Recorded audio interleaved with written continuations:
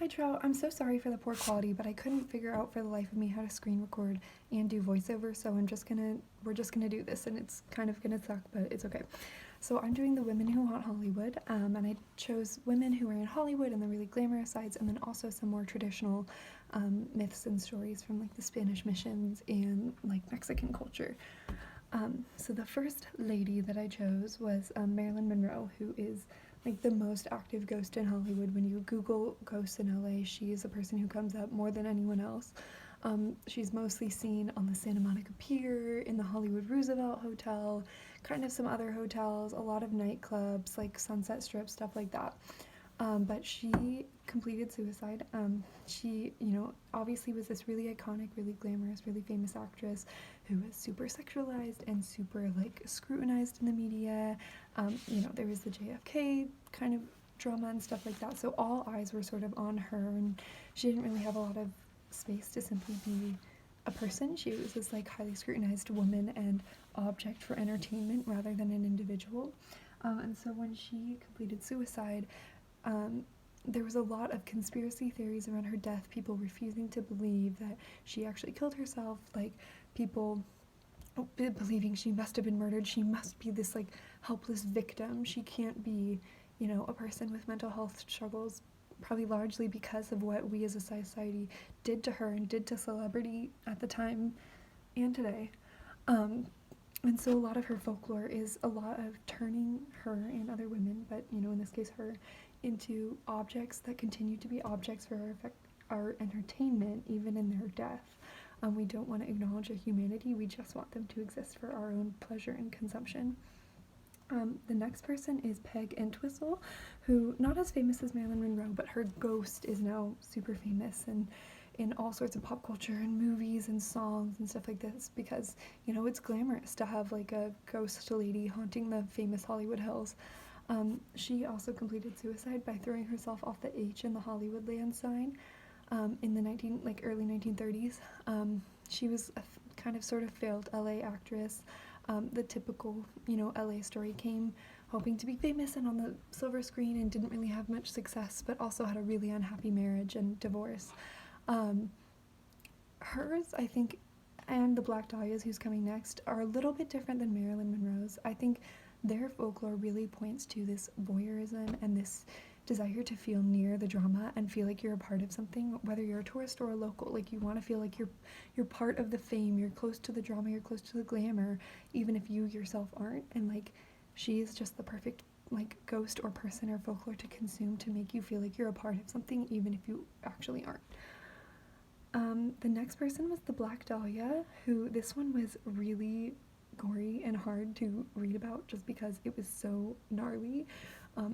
Her, I write about it in the project, but her body was like severed in half and like drained of blood, and whoever slayed her really took meticulous care to kind of make her crime really brutal and gross.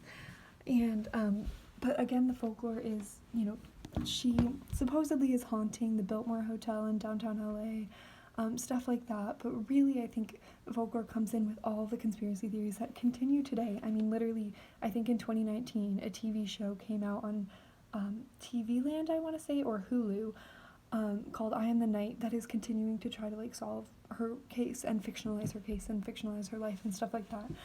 And there's also conspiracy theories that the LAPD covered up her crime and like covered up the person who killed her and that they actually know who it is, and all sorts of different beliefs that people have, and they want to dive in like with podcasts and TV shows and movies. And again, feel like they're part of the drama, feel like they're doing something helpful, feel like they're part of something bigger than themselves or something even glamorous, when actually it's like she was a real person who had a real life that was brutally and violently taken. And yet it's another way that we turn her into an object for our consumption and our entertainment rather than acknowledging the, flaws within society that led to her murder. So then I moved south out of Hollywood in LA and the glitz and the glamour, and I wanted to talk about some of the Mexican and Spanish folklore that it happens. And unfortunately, in my particular area of Orange County, I couldn't find tons. I just don't think Mission San Juan Capistrano is like famous enough necessarily to have a lot of folklore, but this is what I found on the mission website actually, which is super interesting that they like acknowledge it. But Magdalena at San Juan Capistrano Mission, which I mean I seriously grew up going to, like on field trips and stuff. Magdalena, I took this story straight from the mission website. She was a little girl who essentially, she was like 15, got in trouble for having a secret boyfriend, basically. She was forced to do penance in front of the church, and then when she was doing that, there was a huge earthquake. It was a real earthquake that really happened. And the whole church got buried in the rubble, and they all died, and now her ghost like floats around holding her little candle. And I think it's such a clear picture of like religion in general, society, Catholicism, you know, whatever we want to call it, trying to control women's sexuality and trying to control women in general and make them like teach like if you're disobedient of your parents, not only are you going to face punishment and consequences, but your whole community will. Like your good behavior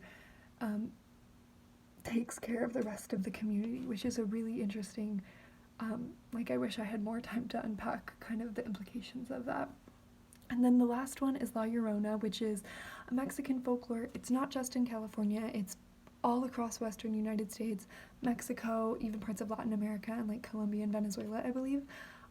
She's a weeping woman. She there's a lot of variations, but she drowned her children and herself in a river. So anywhere there's a river, you're gonna find a La Llorona folklore. Sometimes she drowns them because her husband cheated on her and left her. Sometimes she's a prostitute who's like desperate for money. Sometimes it's a combination of these things. Sometimes she's a prostitute who's rejected by a man, all sorts of different things. And also, sometimes she haunts children and tries to like snatch children who are out late, and sometimes she is snatching men who are out late and being unfaithful to their wives. So that's super interesting and totally different. Like when she's snatching children, I think it's this like parental, I'm trying to teach my kids to behave and not go out late at night kind of thing. And when she's, you know, snatching two-timing husbands, that's really this like almost female empowering sort of thing of like, man, like you better behave, like you have a part to play too in marriage, which is super, super interesting. But also depending on why she, you know, depending on which reading you do of the folklore and why she died and killed her children, sometimes it's a lot of like, this is what happens if you're a prostitute, or this is what happens if you are, you know, sexually unfaithful to your husband or like sexually loose. You'll face punishment and you'll face like being condemned and damned for eternity. Yeah, so it's a lot. All of these women really are controlling women, turning women into objects for lessons, turning women into objects for glamour and voyeurism and entertainment.